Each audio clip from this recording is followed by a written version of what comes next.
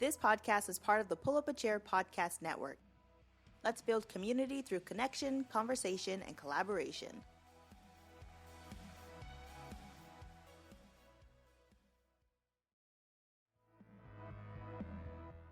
This podcast is part of the Pull Up a Chair podcast network. Let's build community through connection, conversation, and collaboration.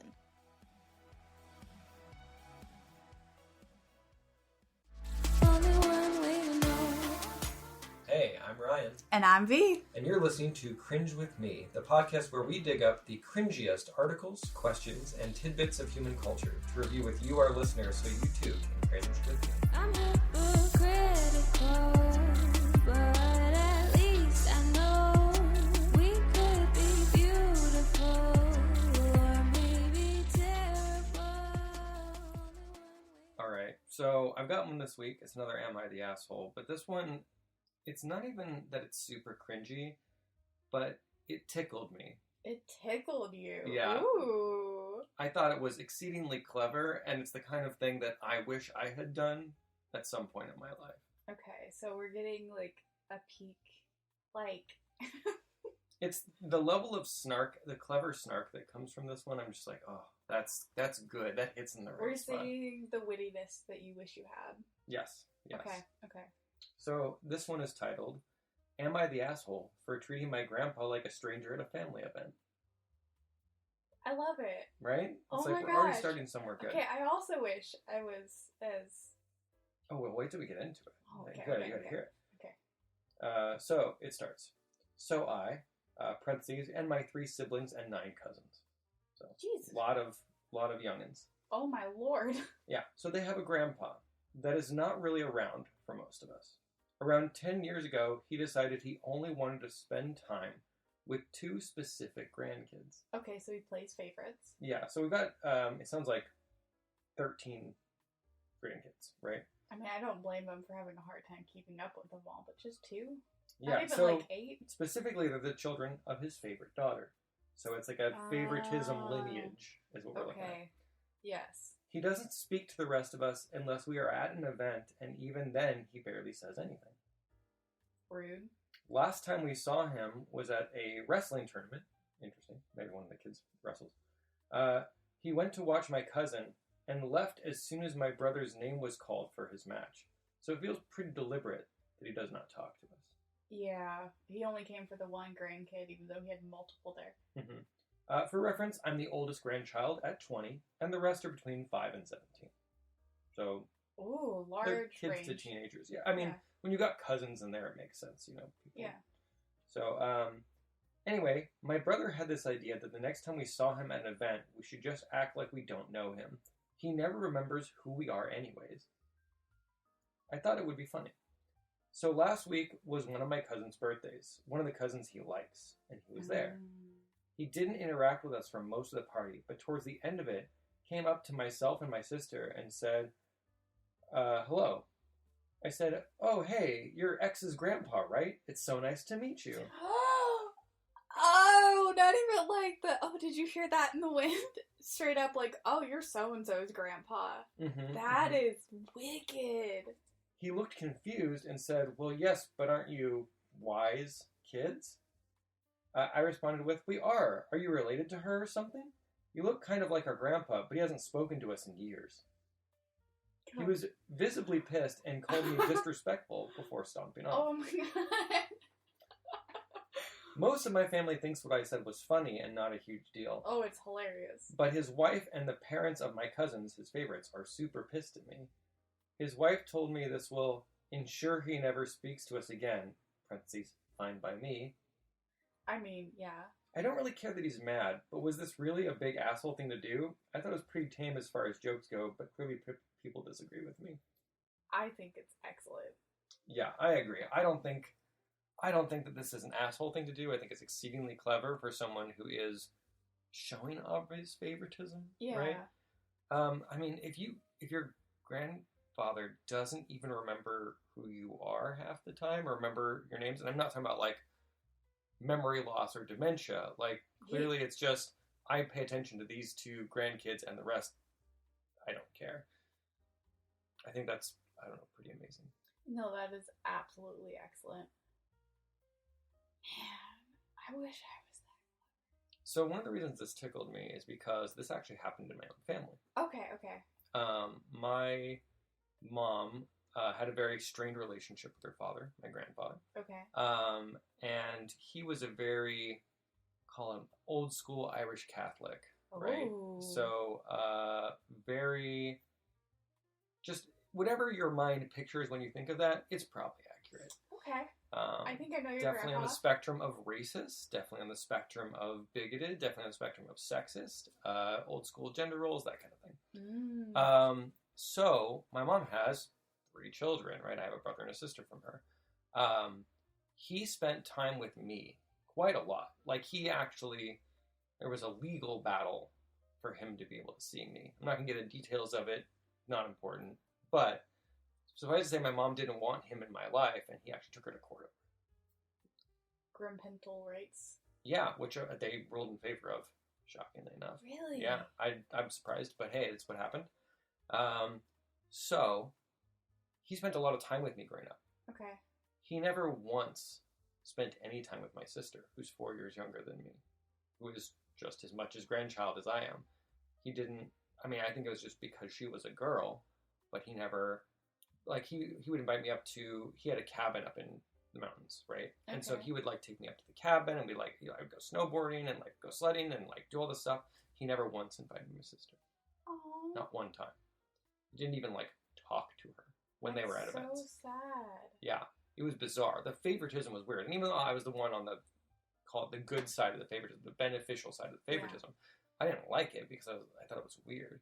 But I wish that my sister had pulled something like this because he totally deserved it, right? Yeah, it sounds he like totally it. deserved that kind of snark and that someone just putting in big neon letters, hey, you're being an asshole right now. What about your brother? So my brother is 11 years younger than me. Okay. So by the time my brother was old enough to begin doing things, I think that my grandpa had kind of stepped away from our lives for the most part anyway. Okay. Because the last time I really saw my grandfather, he had passed away, but last time I really like spent any sort of time with him was when I was in college, and my brother was like 7. Okay. So I think at that point my grandfather just didn't care or was checked out or whatever. Also, my youngest brother is on the spectrum, and I think my grandfather had no idea how to deal with that, like how to handle it. So I think that also contributed towards his. He basically had the one grandchild, me, and then the other ones were all ignored. How do you feel about all that? I mean, I don't think that my grandfather was a good man. He was good to me, but he was not a good man. He was, like I said, racist, sexist. He had caused a lot of problems. He was abusive. There's a lot of family drama. So a lot of surrounding my complicated grandfather. feelings. Yeah, I would say so. That makes sense. Well, I'm sorry you dealt with that. You're more sorry for your sister and your brother. That must be hard. Yeah, I imagine it was. Yeah, no, I kind of relate a little bit more to your siblings in that scenario. I have a grandparent. Actually, I have a couple of grandparents who behave similarly to that. I've had, like, moments in the spotlight where I was the favorite. Never lasted very long. I can't imagine why. I'm a fucking delight. And then I have another grandparent who, like, didn't even respond to the RSVP to my wedding. Wow. And I think I've spoken to him maybe 3 times in the last 10 years. Wow. And my siblings live with him. Wow. So it's not like you don't have any contact with him. It's just, I don't. See, I don't understand. I'm a fucking delight. Family is weird. Yeah, right? Like, people will take grudges and, like, apply them to an entire bloodline. Like, it's very Romeo and Juliet, right? Oh, we don't deal with the Capulets or whatever. Like, please don't let there be any intermingling in this metaphor, though. Oh, no, obviously. But I'm just saying, like, you know, like, people are like, oh, I didn't like, or I have a strained relationship with this child of mine, so I now have a strained relationship with their children? Like, what? I don't get what do they have to do with it? I mean, I guess there's this idea that whatever conflict may be passed down by, like, oh, well, if they don't like me, then they're going to make their kids not like me. But you're not even giving them a chance. It doesn't like, make come any on. sense. It seems wild to me. Yeah. But I don't know. I don't have much family left, so. I feel that. Speaking of my husband's family, though, Hmm. I think that, I'm not going to say what relatives, but there's a particular relative who has favorites, but I think they do it nicely. There's an obvious favoritism, but it's never because of the way that they treat the persons and the other people in this Okay. scenario. Everybody is treated equally, but you can just see it's the sparkle in their eyes, it's the way they light up when they talk about them or when they're around them. It's like, Okay. you can feel the vibe even though the treatment is identically. See, I would almost argue that's not favoritism and just a closer relationship, Just right? If they more have a love. close, like, if you have two friends and you have a closer relationship one, you're obviously going to react a little differently being around them, but that doesn't mean you're showing them favoritism, right? That's Yeah, not. I guess that's it's not not the same. showing. I would but say the that's maybe love not. is different. Yeah, The love. it sounds like it, right? It sounds like Yeah. there's definitely a different relationship there. And I think that's the way that it should be. Like, it's okay if you have certain feelings towards some people versus other people. But if they're, like, your grandkids or your kids, you should at least try to treat them all the same. Yes. Even I if agree. your heart doesn't want to. Well, I mean, I think it's almost, you could say it's dependent upon the relationship, right? Like, you should be about your relationship with that grandchild, not about your relationship with their parents or anyone Oh, else. yeah, no, it should definitely be you as an individual. This is how I treat you. Mhm. This is how I love you. But not everybody's a good person. Yeah, absolutely. I think that's a rule we can all agree on. Well, at least we came to an agreement. Yeah. On and, that. and no, like I said, not as and this one wasn't as cringy, No. but I think the grandparents' behavior is the cringy part of this story, and I the love- fact that I'm sure a lot of people can relate to this experience. Yeah. 'Cause people are bad, but oh, I wish I was as clever as OP. I know, it's Man. so good. I'm tucking that away in case I ever end up in a family situation where I can use it. It's just gonna be in your back pocket. I'm gonna hope.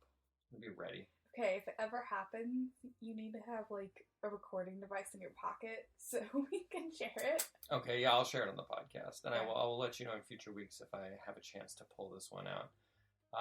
But until then, I think we'll see you all next week. All right, bye. Goodbye. All right, well, I'm Ryan, and you can find me on Twitter and Instagram under Build Right Roll, where I post about my professional Dungeon Master experiences. You can check out the links in the description if you're interested in hiring a professional DM or looking to level up your own DM skills. And you can find me, V, at Cringe Queen at Instagram and Twitter, or check me out on YouTube as the Queen of Cringe, and be embarrassed with me. All right, well, thanks for listening and cringing along with us. And we'll catch you next time with more awesome cringe content. I'm hypocritical, but at least I know we could be beautiful or maybe terrible. Only one way to know. Only one way to know. Hello, I am Patrick, And I'm Andrew. And I'm Christian. And I'm Allie. and we are Rad Theater, a podcast where a bunch of friends play role-playing games and share a single brain cell, and the GM doesn't always have it. Oh, and it's theater spelled the correct way, Theatre.